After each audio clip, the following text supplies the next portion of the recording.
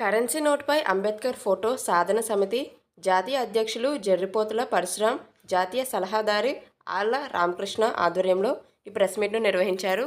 మరిన్ని విషయాలు మీడియాతో మాట్లాడారు. బాబాసాహెబ్ అంబేద్కర్ గారి ఫోటోను ముద్రించాలి. జోహార్ బాబాసాహెబ్ అంబేద్కర్. జోహార్ జోహార్. అంబేద్కర్ ఆలోచన విధానమే దేశానికి శరణ్యం. అంబేద్కర్ ఆలోచన విధానమే దేశానికి శరణ్యం. జై భీమ్. జై భీమ్. జై భీమ్. జై భీమ్. ముద్రించాలి కరెన్సీ నోట్లపై బాబాసాహెబ్ అంబేద్కర్ గారి ఫోటోను ముద్రించాలి.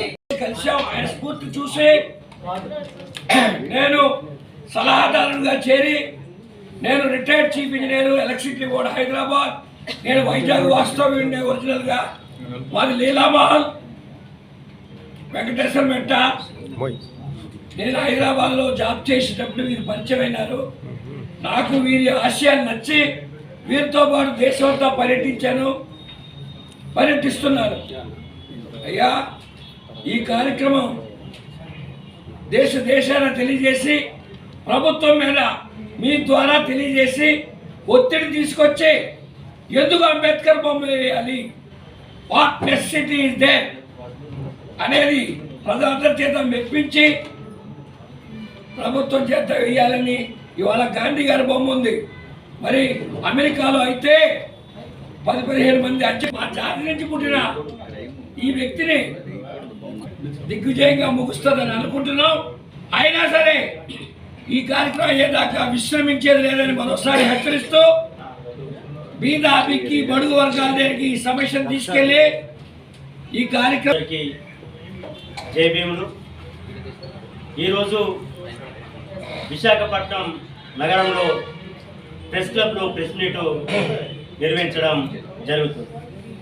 నా పేరు డాక్టర్ జర్రిపోతుల పరశురాం, కరెన్సీపై అంబేద్కర్ ఫోటో సాధన సమితి జాతీయ అధ్యక్షుడు.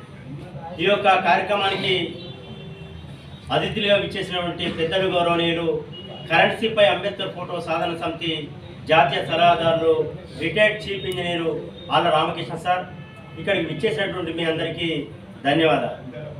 ఈరోజు కరెన్సీ నోట్ల మీద డాక్టర్ బిఆర్ అంబేద్కర్ గారి ఫోటోను ముద్రించాలని గత 8 సంవత్సరాల నుండి పల్లె నుండి ఢిల్లీ వరకు ప్రజా చైతన్య రథయాత్ర, జ్ఞానయుద్ధ యాత్ర, ప్రజాపూర్ యాత్ర, ప్రజా చైతన్య రథయాత్ర ఢిల్లీలో 18 సార్లు ధర్నా చేసి 12 మంది ఎంపీలతోని పార్లమెంట్లో మాట్లాడడం జరిగింది.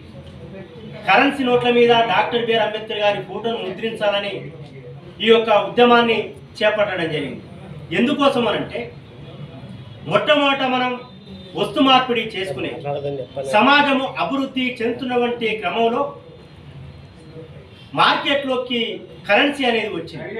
కరెన్సీ వచ్చినప్పుడు మొట్టమొదట 1806లో బ్రిటిష్ ప్రభుత్వం 1840లో 1843లో ప్రెసిడెన్షియల్ బ్యాంకులను ఏర్పాటు చేయడం జరిగింది.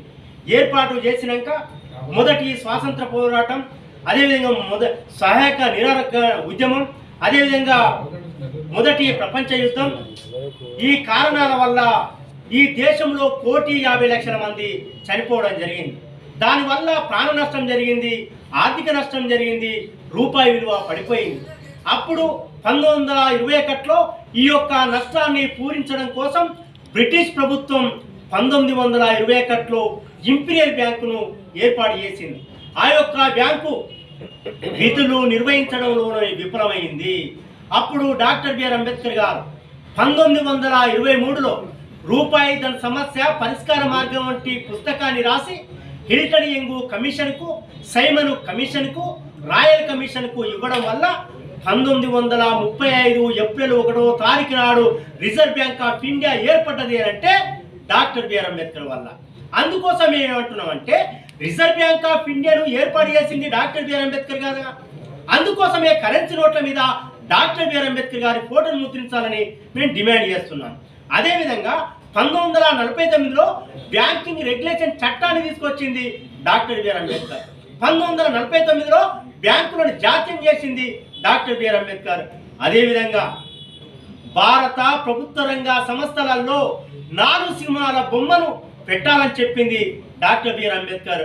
అప్పుడు 1950 జనవరి 26వ తారీఖు నాడు భారత రాజ్యాంగం అమల్లోకి వచ్చినటువంటి సందర్భంగా భారత ప్రభుత్వ రంగ సంస్థలలో 4 సింహాల బొమ్మను వేయాలని చెప్పింది డాక్టర్ బిఆర్ అంబేద్కర్. అప్పుడు మొట్టమొదట పాస్పోర్ట్లో వేశారు, తర్వాత కరెన్సీ నోట్ల మీద వేశారు.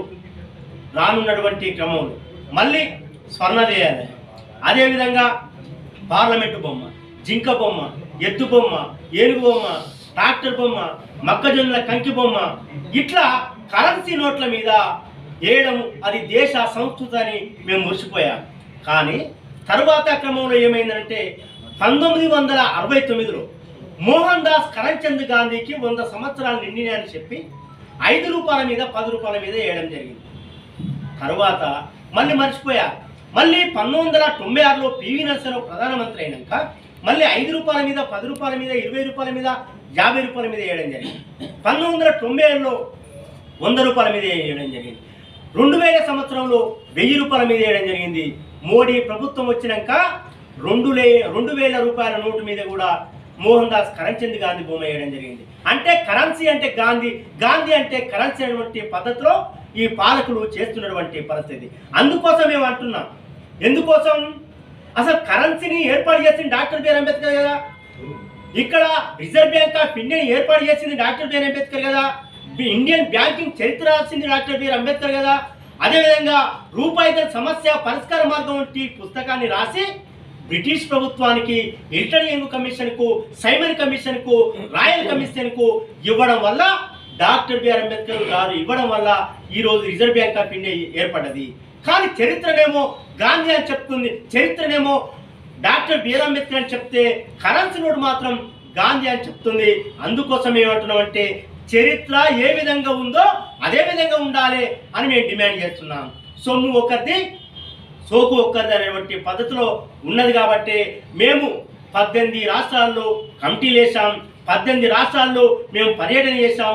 ముఖ్యమంత్రిని, ఆర్బీఐ గవర్నర్ను, ముఖ్యమంత్రులను కూడా కలవడం జరిగింది. వాళ్ళు ఏమంటారు, ఇది న్యాయమైన డిమాండే అంటారు.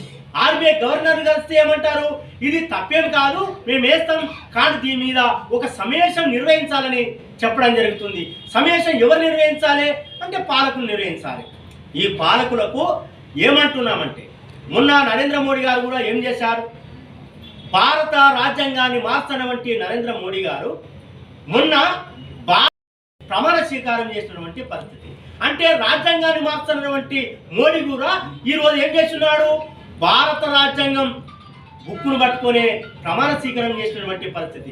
అంటే నువ్వు పంచాయతీ నుండి పార్లమెంటు వరకు ముఖ్యమంత్రులు, ప్రధానమంత్రులు, రాష్ట్రపతి కూడా ఎవరి మీద ప్రమాణం చేస్తున్నారు, భారత రాజ్యాంగం మీద ప్రమాణం చేస్తున్నారు.